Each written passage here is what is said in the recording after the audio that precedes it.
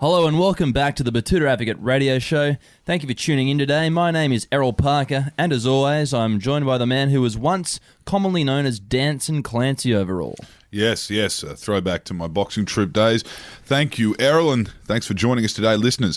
That was quite some time ago, Errol, of course, in my days in the Brophy tent. But today we're coming to you live from the Baxter booth in downtown Batuta, and we'll be joined shortly by some very, very interesting characters, some real characters in the sense that they'll make you laugh. They certainly make us laugh, and they're here to talk everything Origin ahead of the all-important series decider. That's right. It's Game 3, and it's all on the line.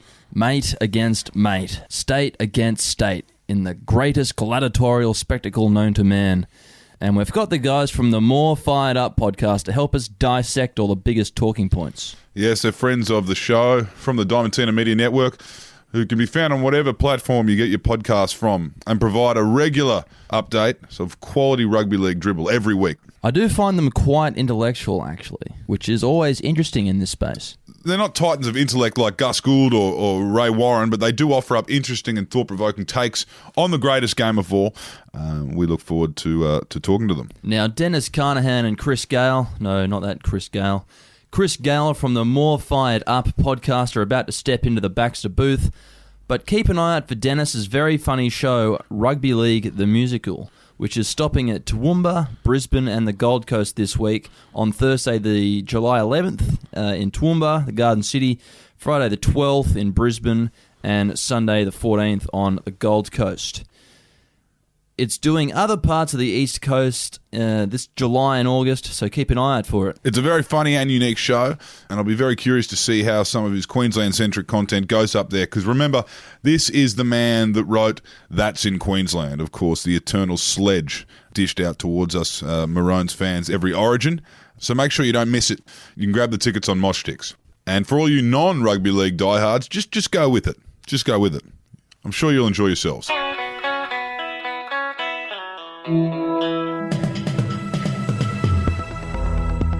You're listening to Errol Parker and Clancy Overall, editors of the Batuta Advocate on Desert Rock FM. Where the f*** are ya? It's a Batuta Advocate radio show. There's 4 toey humans in the Baxter Boots recording studio. It's 20 to 4 and are fat and ready to spurt sauce, and you're in bed.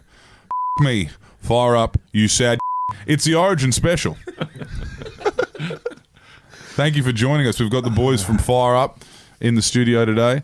We'll make a decision later as to whether or not we bleep that, but I think it's pretty organic. It's a pretty big part of the rugby league history, really. You could rhyming slang it out and put in a few Carmichael Hunts and Michael Lucks to make it Though we've sanitize it. We've retired Carmichael Hunt because no one knows who he is now because he plays rugby union. Yeah. So we've substituted in Ben Hunt. Ben Hunt. Which is not as alliterative, but it still gets the general message across. Carmichael Hunt was one of those ones that Ray Warren struggled with. Yes. The ABC struggled as well as a couple of times where they started. Who was it? One of the sideline eyes started calling him Harmichael, and David Morrow's like, "I know what you're doing. Stop it, Harmichael!" And suddenly he burst out with it. He lost it. Now, we've got 2 visionaries of rugby league, 2 commentators, analysts, I guess you could also say. We've got Mirrors. We just reflect rugby league. We've got Dennis and Chris from Fire Up in the studio today for the Origin special.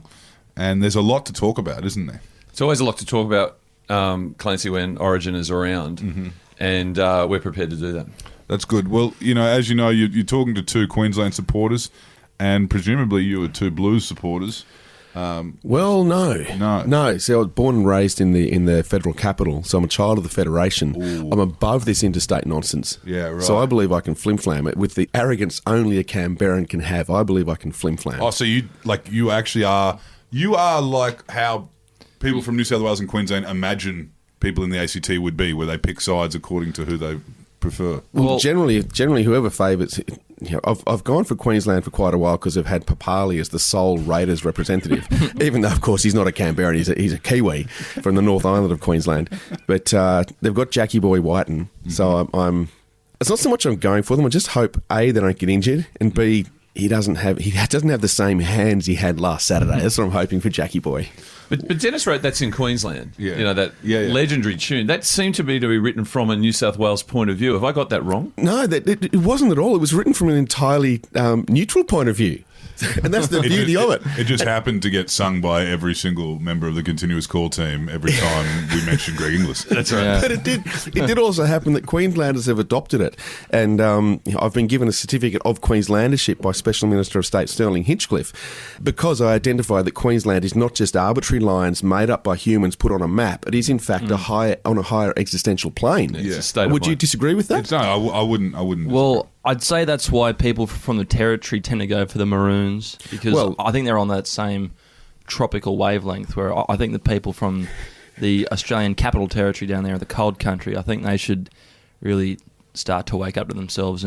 So you have the states telling the Federation what to do. Is that what it's come to? Yeah, they are. The ACT is the tiny baby that it is engulfed by the bosom of New South Wales. And I think they should really pay New South Wales the respect. I think that you they're find owed. most Canberrans would consider themselves like they'd be Blues fans. Yep. Most of them would be. My concern is now that a lot of New South Wales fans aren't going for New South Wales. Yeah. Because, I mean, do you really want to destroy the Mitchell Pearce narrative by him steering the team around the park to a victory next Wednesday? I mean, because there are so many New South Wales fans who, reach out to me and tell me how much they hate Mitchell Pearce. It's Star Wars Episode 10 and Darth Vader wins. That's what it is. Yeah. The evil empire conquers all if New South Wales win this one. he's a bit of a Professor Snape figure, isn't he?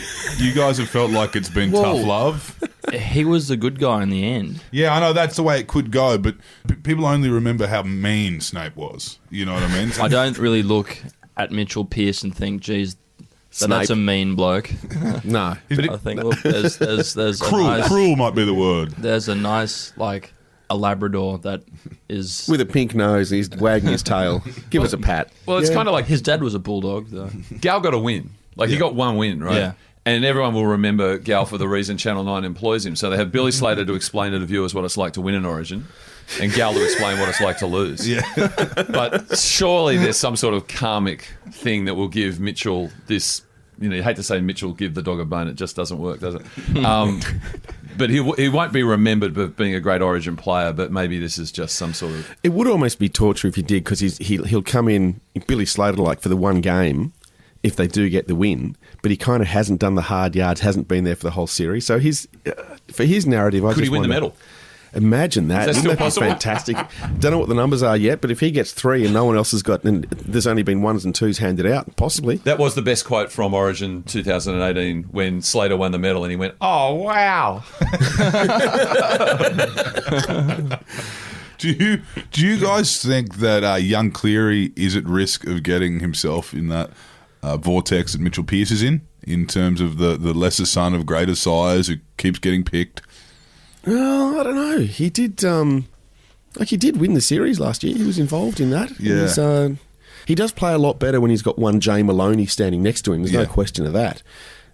As Jay Maloney played a lot better with or without him. So He's been a divisive figure this year, young Nathan, in terms of selections. And I mean, I guess, what the Blues are good at, because I guess it's PTSD from the 8 in a row, is turning on each other. Yeah. Just that's almost a trait of being a Blues fan, is criticising the massive coaching operation that they have for the Blues and just saying what they would have done. There is one person who is the most fucked out of anyone if the Blues win, and that's the coach whisperer.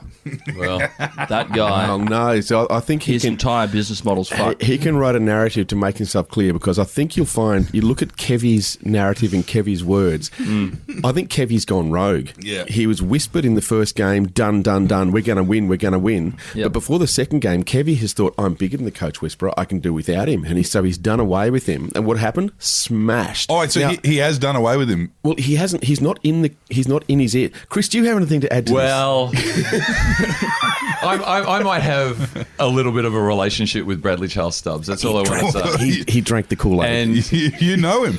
I know him very well. And I'm under certain barriers about what I can say, but let's put it this way. There was a lot of talk about his rate at $5,000 plus GST after game 1. Per hour. You're right. Now, right, per hour. the result of Queensland in Game 2 is exactly as Dennis said. The vernacular in New South Wales started to creep in. There were too many media interviews being given, and they went away from the one percenters. So Kevy did go Rogan off script. So Bradley's rate actually went up after Game 2. Okay. Right, because it was clear that he was more valuable had he been listened to in Game 2. He will talk publicly after Game 3 when Queensland win. And because I think this is actually the I told you so game. It's either I told you so, Kevy reinvented himself in many ways personally and continuously over the series, most recently as the most emotional man in rugby league, declaring that this will be the greatest Origin game it's ever. the wobbliest bottom lip in league. And I agree with him. Or it'll be Freddie, I told you so. I knew what I was doing when Gus told me to make those 7 changes in Game 2. But Bradley's he's an amazing cat. I can tell you that much. Yeah. What else has he worked in aside from rugby league and it sounds like rugby union? Schools. And, multi-layered marketing? Yes. Yep. Yes, definitely. He's on record as that he's an alumni of Amway. And aren't we all fans of multi-level marketing? Residual income, work from home. Hello to Keith Raniere from Nexium. Good luck with that life sentence. He's also, it's the lesser known things. He took the Pakistan women's one-day cricket team from 11th to 4th on the world rankings last year. You didn't know that, did you? I did not know that. Yeah, how about that? And I'm still not convinced. And his daughter's an Instagram model. Okay. So he's a multiple level threat. But his life story is a movie. There's no doubt about it. He was a professional surfer destined for greatness, suffered an injury. This is all he discloses this. Became a heroin addict. Was in a sanitarium twice. And then life's harsh lessons connected him to what is now a very successful practice. And I think that people don't understand is that nobody coaches the coaches, right? Mm-hmm. Bradley understands that. And he has just a very, very unique way of looking. Robbo from the Roosters says he's an intense guy with some clear ideas. I use some of them. Mm-hmm.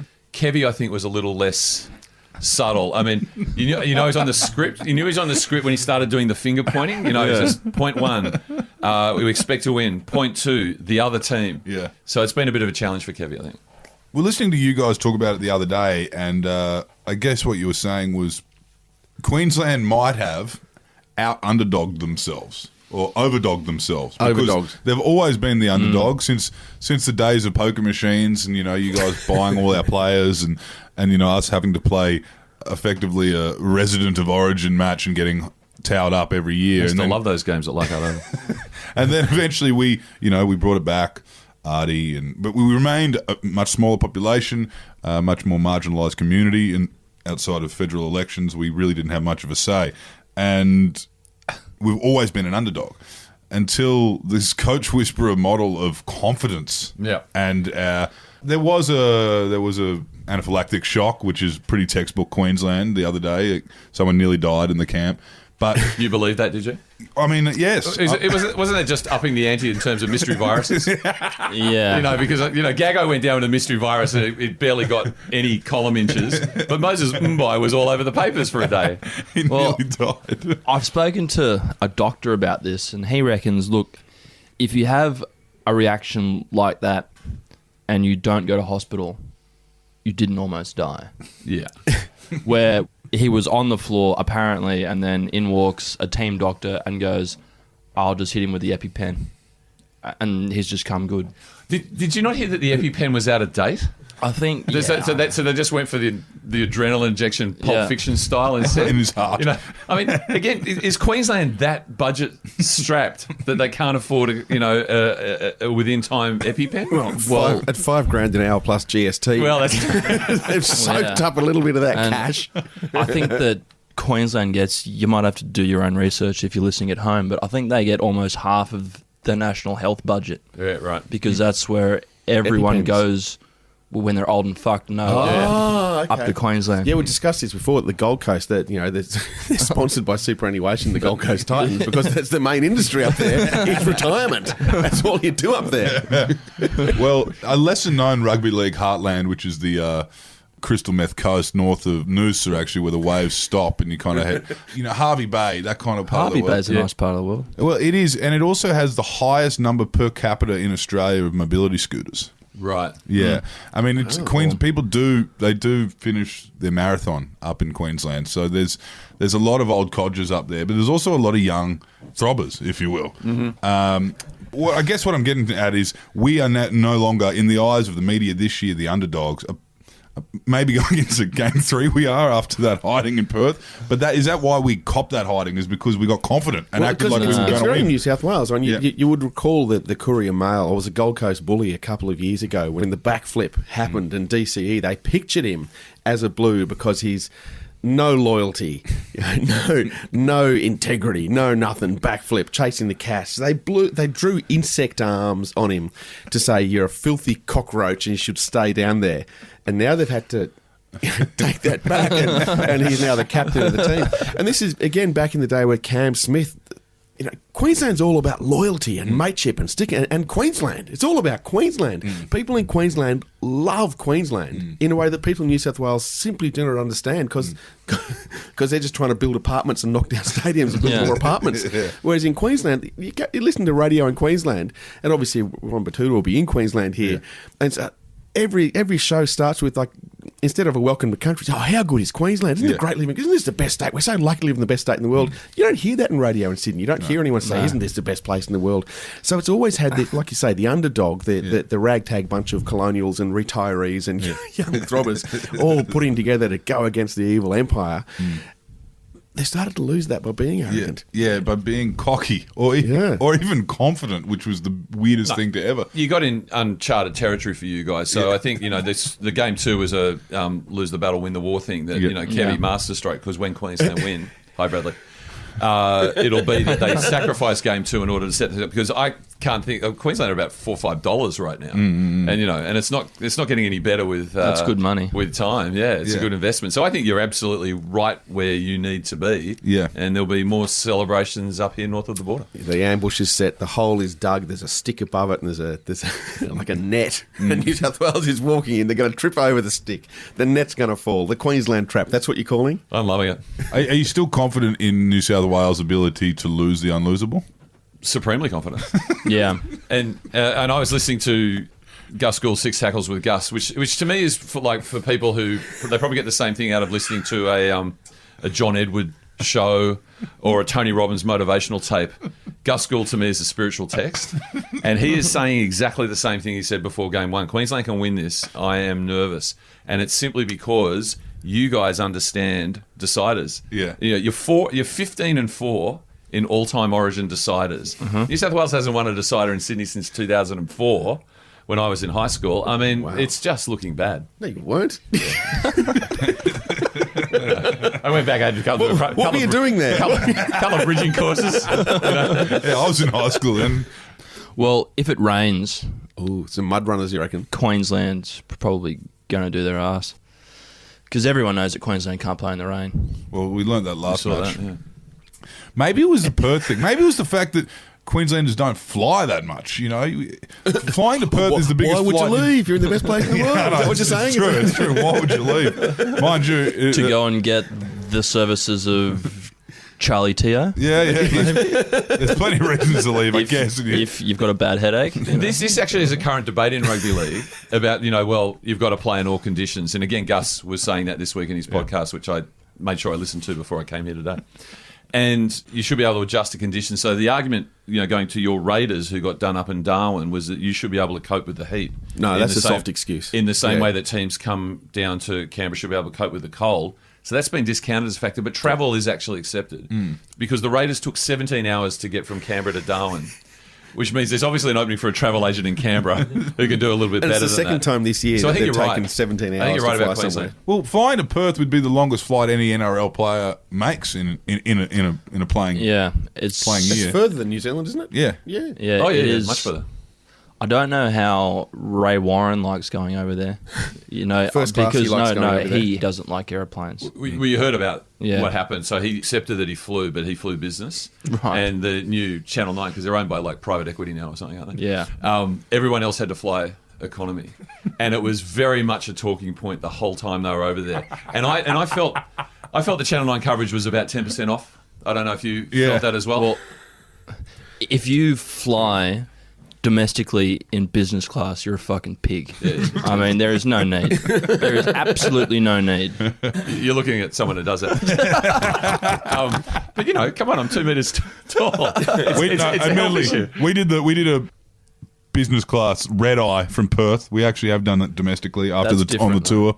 On the tour, yeah, we had somewhere to be the next day, so we talked that down. Now, you guys said something interesting before, which has stuck with me. You said that Kevy Walters might be the most emotional man in rugby league. Yeah. That is a hard-fought kind of crown. Yeah. Because I've always said Gus Gould is. I've always said Gus Gould is an emotional being.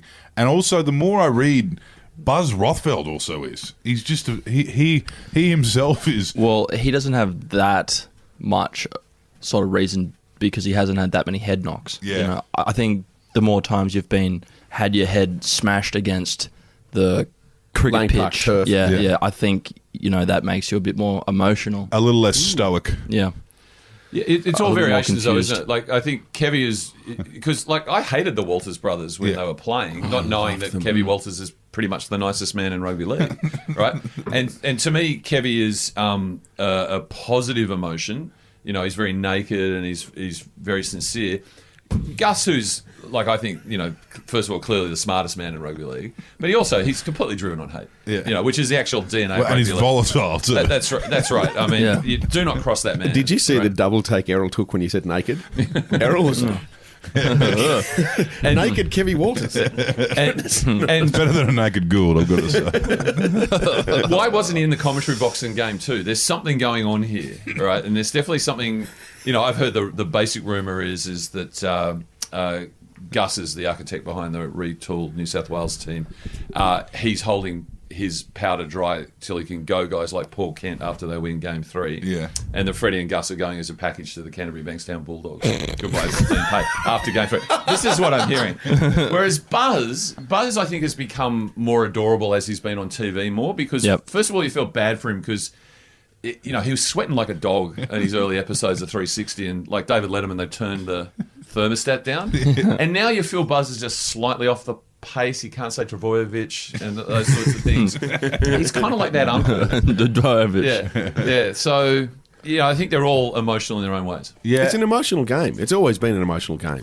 Who do you think, from the player's perspective, and this was an interesting one when Hadley's son got caught with a bag of coke at the Mean Fiddler, and the rugby league playing community they just loved it. They loved every minute of that. Carney was on Twitter saying, I bet you're going to run him down now. Who do you think they hate the most? I think it's between Buzz and Hadley. I know the players hate Buzz with a passion, particularly Cronulla players. Yeah. Yeah, I would have said Ben Eichen. Yeah? Yeah, I would have Really? thought they hate Ben Eichen the most. Yeah. Well, he's the ex-player who's reinvented himself. As a golfer. He looks like the New South Wales treasurer. He's smug deluxe. Yeah. Yeah, the high horse. Yeah. He's so competent. Yeah. He's so analytical, and he keeps all those various personalities in check. He's also And he's had no media well-spoken. He's amazing. He's erudite. And if you went Yeah. back and looked at him, I mean, he was an absolute lout when he played. He was out of shape. He was always on it. And now he's just, exactly going to the Masters. I reckon the players hate him the most. Yeah, that's a good one. What do you think is going on here? Obviously, I opened the show with a reference and a nod to a bygone era of New South Wales Rugby League. Yes. That was under Adonicus, I believe. Those bonding sessions became well known. I thought that was Gus. Gus? I think I think that was the 2004 Gus era. Yeah. It was Gus. Yeah, okay. Or 2003. Was Yeah. with Gaz, I think it was 2003. Yeah, from, it was, from memory. was that one of the ones that Gus walked out? Gus walked out of the press conference. They lost, and Gus stormed off the field. He was sitting on the sideline, and he stormed off the field. He swore in the press. This is where he invented swearing at press he conferences. did invent swearing at press conferences, which Yeah. Kevy is mimicked. There's no doubt Yeah. about that. Yeah. Glory days. There was actually a good story that Gus told about one of those bonding sessions at Coogee where Lou Rawls, the great American soul singer, happened to be in town. never find. That's right. Who I once saw sang that song on the American Music Awards, but he had a cough, so you get the "You'll never find," and he kept going. Who knew an American Music Awards would be live, right? And Lou Rawls got on the piano, and all the boys got around Lou, and that was part of a successful Origin tilt. Lou Rawls kept turning up in subsequent Origin camps. He loved it so much. Uninvited. So it's kind of elusive, but I think it was 5 changes that were made on the back of that, or 7 changes, and New South Wales went on to win. That was off the back of Gus having to discipline Gaz and Yeah. All right. Minnie and the other players, yeah. So those guys actually got moved on. I think for the one game, right? They were stood down. Yeah. They were stood down. Yeah. Because Yeah. that was about all that they received. Because in it terms was 2003, 2004 was the last back-to-back Origin, wasn't Yeah. it? Yeah, that was that's Gus. right. Yeah, that's right. Yeah. For New South Wales. That was because Gus invented 5 was their last invented win winning before for the New South streak. Wales. Do you find something has changed with the New South Wales psyche after that hiding? Because I'll tell you, we watched the first match where it looked like we were going to lose in the first half. We lost the first half. Yeah. And I looked at it, I remember thinking, how in the fuck did these guys keep turning up to the pub for 8 years? Because I hate this feeling now, and we're 40 minutes into Origin Game 1, 2019, and I was hating every minute of it. And I know, and everyone was there. When they won it, everyone was there. The year before, when they thought they were going to win it, everyone was there. The Blues fans obviously keep turning up, but has something changed in the psyche of the state? Because that was 8 years. It's got to do something to it, man. I think it actually plays right into the narrative of State of Origin, which is that Queensland has so much fire and passion and love for Queensland and doesn't understand why New South Wales doesn't love Queensland. So that's where the hatred develops. And so you love Queensland so much and you hate New South Wales so much that if there was 100 years where Queensland won every year, that 101st year, 103rd year, it's not like you crack the ton, you kind of lose concentration. They wouldn't lose concentration. They hate New South Wales that much. There'll be just as much passion and burn and verve and vigour to win that 103rd and 104th. Whereas New South Wales, Queenslanders think New South Wales is arrogant because New South Wales doesn't care. Yeah. It doesn't care. So if New South Wales did lose 103, they go, oh, gee, the Telegraph would be sack everyone and they'd just be sacking everyone, and Gus Gould would be saying after, he'd be 200 and 300 years old. He'd be saying, oh, you need to get me back. I know how to cure this. And The dip in ratings suggests that we're less interested because we've had recent success. Yeah. Like the fascination is at its zenith when we're losing all those games. Why do the New South Wales players turn up? Actually, they get $30,000 a game. But building on what Dennis said, I went to the 2001 out at the old, I guess they used to call it ANZ Stadium up in Brisbane, the Queen Elizabeth II. The Super League the Stadium. QE2. Yeah, which was the Alfie Langer comeback game. QE2. Right. And the first thing that really attracted me to that game was the mascots were life-size 4X beer and a beer bottle and a 4X can. Yeah. Like, you can't get the kiddies into drinking too soon as the two mascots waddled around the thing. But we were in the bleachers and they were like metal steps and seats. And Yeah, they whatever. invented that stadium for the Com Games. That's- the Queen went there. Yeah, and Matilda in 1982 with the winking big kangaroo, right? And I saw the New South Wales boys arrive on the bus, and there was sheer terror in their eyes, and I wasn't imagining it. And then I learned what it was. It wasn't that Queensland supporters support Queensland. They don't. They are actively there to hate on New South Wales. Yeah. And that is unique. That's really unique. It's much more about the other team than it is about your own team. And that's the heady formula that infuses Queensland players when they're generally under the pump. But look, let's be honest, that's why Canberra exists, because every other state hates New South Wales so much that they wouldn't allow Sydney to be capital, and that's why they had to make Canberra. And Sydney said, well we're not going to join the Federation if Melbourne's capital. So everyone hates Sydney and New South Wales, the whole lot. The capital, though, could never have been Melbourne. I just think that whole, that place and that state is just so detached They from stink in the rest of this filthy country. river. Well, it's very European, isn't it? Boring. It really is. It's like a theme park. I know. It's like we've got to recreate a European city to make ourselves feel better about where we're stuck. And they did a hell of a good job. It's got a dirty old river just like Waterloo. Yeah. Well, and Sunset. I suppose in the dark days of the Blues Origin team, in Sydney they did have the Swans who won 2 premierships in the dark days. They had the Waratahs had also won. Oh no, they hadn't. That was a running joke. It In was the dark devastating days. a couple of years ago when the Waratahs won, because that was the best joke in Australian sport. When did the Waratahs last win an Australian Rugby Championship?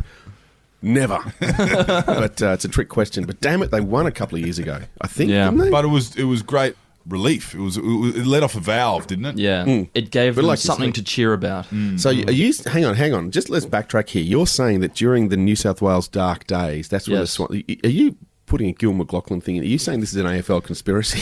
No. The Queensland winning is trying I'm to... saying that that became the opiate of the people. Yeah. It went from being rugby league to being this hybrid game. And it's still of this thing AFL. where they'll go to the SCG and they'll throw on a red and white scarf, they'll put yeah. outside and go, which one's Buddy? Yeah. You see, again, this is like, to me, those things were like little sideshows. But if you're a rugby league person in Sydney, You care about the premiership. you care Go about on. the premiership, right? Yeah. You really do. You care about your own club. Whereas I accept in Queensland, I feel you care more about Origin. Yeah, big time. And especially, when the Broncos kind of first got going and then Broncos and Origin was happening at the same time, we'd be winning as many premierships with the Broncos as we were winning Origins. Yeah. So they kind of became one and the same thing. Yeah, blurred. I do Same remember, colours. Chris, you might want to take your headphones off for this and walk out. But I do remember the glorious moment in 1989 where I was at college in Lismore, which was half New South Wales kids, half Queensland kids, and all year I was going. Queensland won the Origin that year. And pretty much when there's an Origin game, there was a fight and there was blood. There was kids going to hospital, and Oh, wait, where you were? At uni, Yeah, right. yeah. Beautiful. But they're all mates. Like you're punching on with your mates for fun. And I was saying during Origin, yeah, but this is Toy Town. This is nothing. You've got Elfie Langer and Wally Lewis is noddy, and it's just nothing. This doesn't mean anything. What matters is a premiership, and the Raiders are going to win. Raiders are a 10th at this point. You're like, you're an idiot. I'm wearing my Woodges jersey. It kept going and going. As the season went on, I said, yeah, see, doesn't mean anything. Then Mel Meninga wins the premiership, and the first thing he says, oh, mate, this is better than having kids. This is better than Origin. This is what it's all about. Thank you, Mel. Thank you, Mel. From the words of a Queenslander. But that's what it's all about. Sorry, Chris, you can come back in Sorry, now. wasn't that the year that we used to play like test matches like mid-season, and so Canberra had a few good players in those days from memory. Yeah. So weren't you all From over memory? You had to go to that. Wasn't there that 3-test series in New Zealand during the competition, and Canberra lost all those games, and that's why you only squeaked in to the playoffs? So in fact, you were better during, than. And during Origin as well, we lost a couple of players to Origin. Yeah. It's I was possible. at that game. I always in that 1 month I broke my leg, my house was robbed, and Benny hits the crossbar. I say, break my leg again, rob my house, just please let that go over the crossbar, and life would have been a lot better. Now, you are a Chris, sounds like you are a long-suffering Tiger side of the merger fan. Yes. Here's a controversial opinion. You might want to take your headphones off for this as well. As you pointed out, outside of the Look at the booth, look on his face. Oh, listeners, if only you could see the skepticism on his face. as you pointed He's out ready before for you came into the displeasure. booth, that it's ironic how you guys tried to keep West out of the merger for so long, and then eventually they became a bit more of a grassroots powerhouse, and they've got a few more poker machines and a bit more money, and they're power brokers, I guess, within the merger. How about this? Considering that West Tigers as a merger lose all the time and aren't really that inspiring and don't really have a kind of heartland anymore, what about we put the Balmain jersey in a museum and move West's Magpies to Ipswich so we can have the Western Corridor Magpies? Sorry, I didn't hear the question. I had my headphones off. I can tell you that I have the show, Rugby League the musical. Yeah. In that show, we have former Queensland Premier Peter Beattie, Yep. and he reveals the plans are in fact to move Wests right out to Western Queensland over to Perth. Peter hasn't come across, and also with the Tigers, his plan is to merge them with the South Queensland Tigers, who are based in Richmond, Melbourne, and that's his plan. And imagine that merger, having the Richmond Tigers, the Balmain Tigers, having Dusty could then play Origin, and he could fend off Campbelltown Roots. Campbelltown Roots. How good. Look, I've been to Ipswich, and it could use a rugby league team. There's no doubt about that. It really could. So the team that should have gone was the team that didn't comply with the criteria, ranked last, South Sydney, right?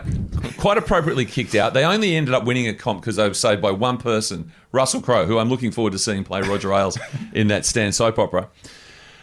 And look, if you go into South Sydney today, it's indistinguishable from the eastern suburbs. I mean, Maroubra to Vaucluse, they're all the same. So you just extend that, and they are the Sydney Roosters, and then you've got a licence, take it to Ipswich. Take it with my blessing, because the Rabbits should not be there. And if you think if I've forgiven them for what happened in 1909 in the grand final, you'd be wrong, because I haven't forgiven them. Well, you know for a certain fact, like Ipswich, as Queensland, as you know, it's full of artistic people, sensitive art, like Kevin Walters with the bottom lip wobbling. Yeah. So it would love, being an emotional town, the Jets would love to have an NRL team dropped in their backyard, wouldn't they? They'd have plenty of rabbits up around the Ipswich area, They wouldn't were. Charlie Frith was a big part.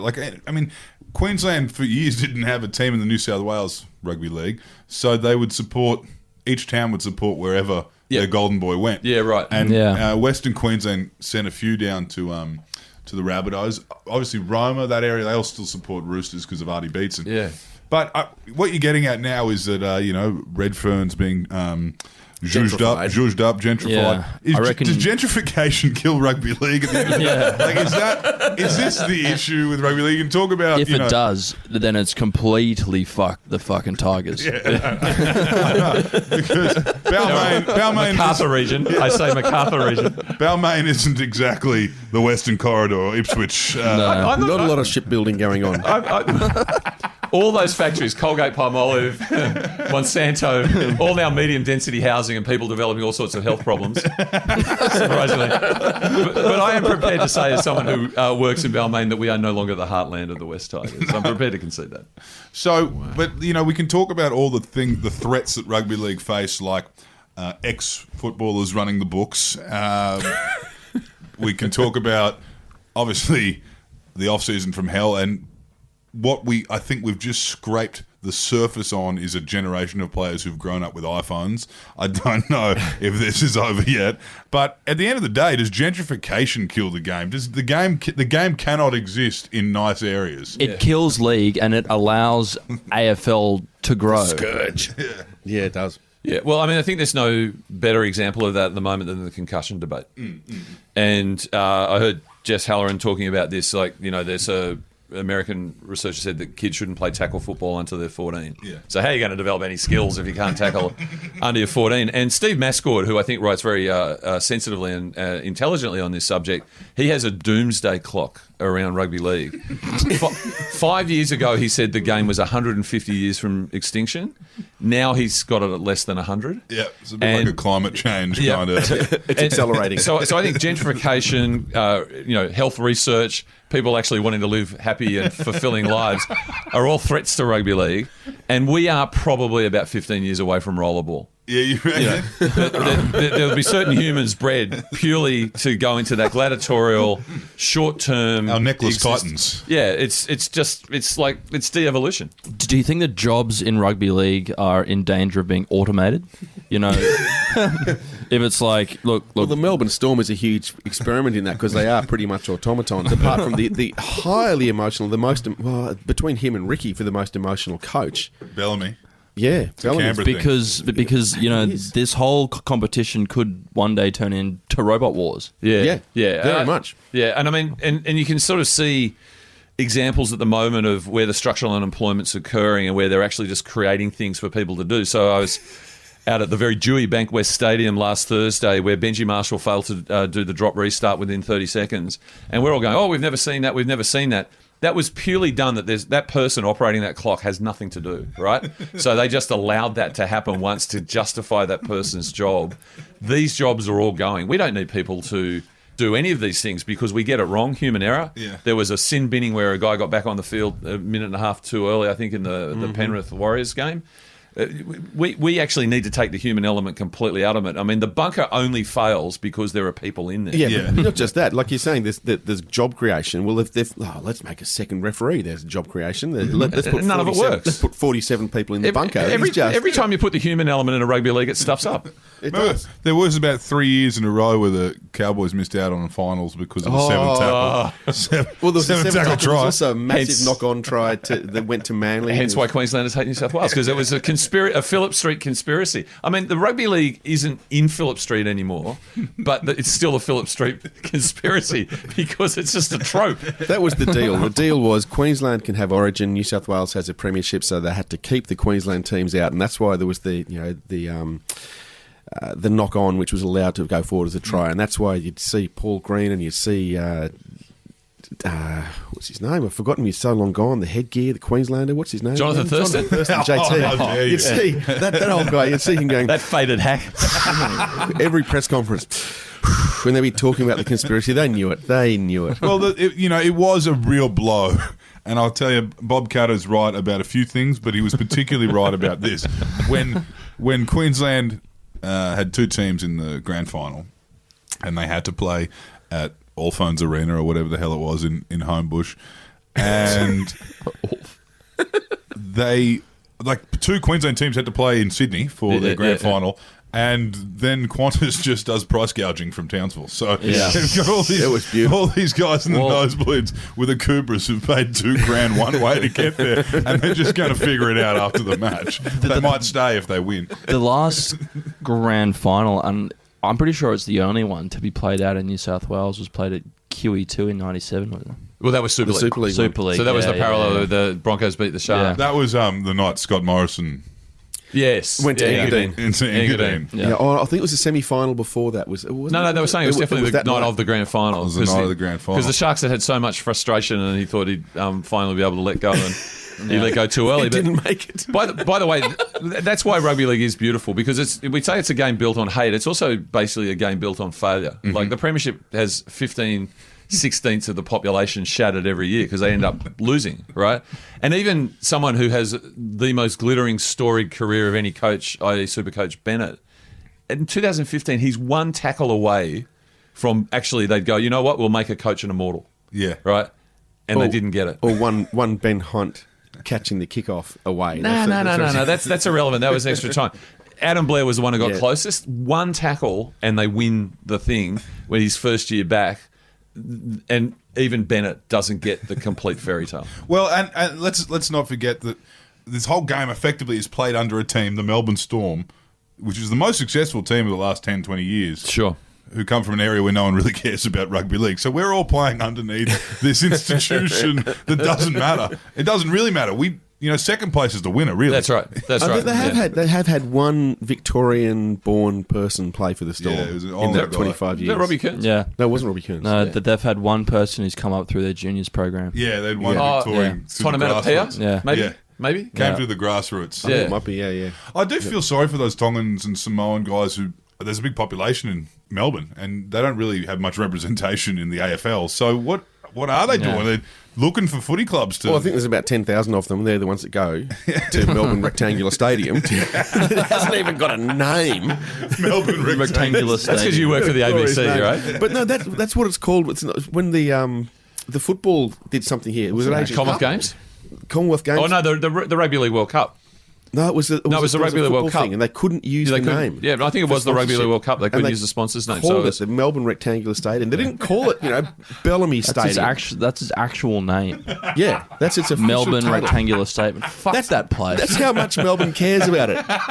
what I tell you, Melbourne. theme park. It's a theme park. Melbourne rectangular. That's actually a sledge. If- That's that is so disrespectful. It's the home brand. They haven't even given it a name. There's ovals. We've got fucking cricket grounds. They've all got these. Lang Park, QE2. Everything's Yeah. steeped If the in Illuminati is mystery. real, pretty much the Gabba is dedicated to the Lions That's nowadays. right. You know I what I know. mean? It's just. But it's still called the Gabba, though. It Yeah, still has yeah. a name, the Woolen Gabba. if the Illuminati is real, and they are real, they all live in Melbourne. Yeah, There's no definitely. doubt about it. Behind the hedges. and the NRL is just another plaything for them.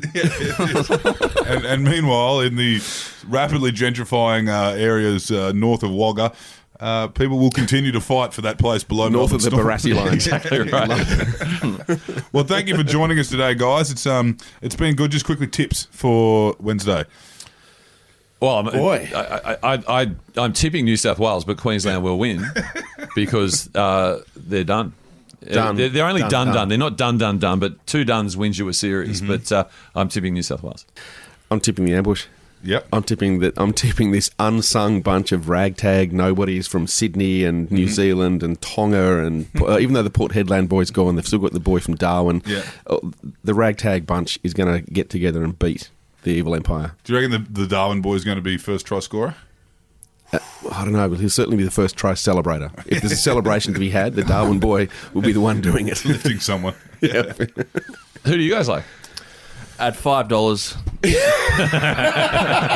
simply cannot go past the Maroons. But as a boy who was born and raised in Hong Kong, this means nothing to me. Yeah, that's right. Really. Good luck with the protest over there, by the way. Thank you. Thank you for joining us. Fire You up. haven't given us your tip. My tip, I reckon Queensland are going to win. I reckon Chambers might be first try scorer. I reckon he's going to light up. But that said, you never know who's going to light up. I'll finish with this. Queensland, we don't have the Latrell folding. Like, we don't have players that fold like that. Even everyone said Ponga had a shit match last match, but he was still there. He was still at every tackle. Yeah. He was still there. Latrell goes missing. New South Wales players go missing. But the phenomena is people that no one talks about ever start scoring intercept full field tries. The Gagai, Chambers. It's just like I'm backing whoever we haven't been talking about to score the first try. Yeah, Queensland's a team full of Olsen Filipanas. Yeah. They're just amazing when they pull grow on an a rep extra jersey. leg. They grow an extra leg. Thank you. Thank you. And speaking about going missing, if you liked what you heard today from these dribblers, you don't have to worry about never hearing from them again because they are there every week on the More Fired Up podcast. You can find them across all podcast platforms. That's it from us this week on the Batuta Advocate Radio Show. I'm Clancy Overall. And my name is Errol Parker. Buy Baxter boots, RM Williams boots. Are for fuckwits.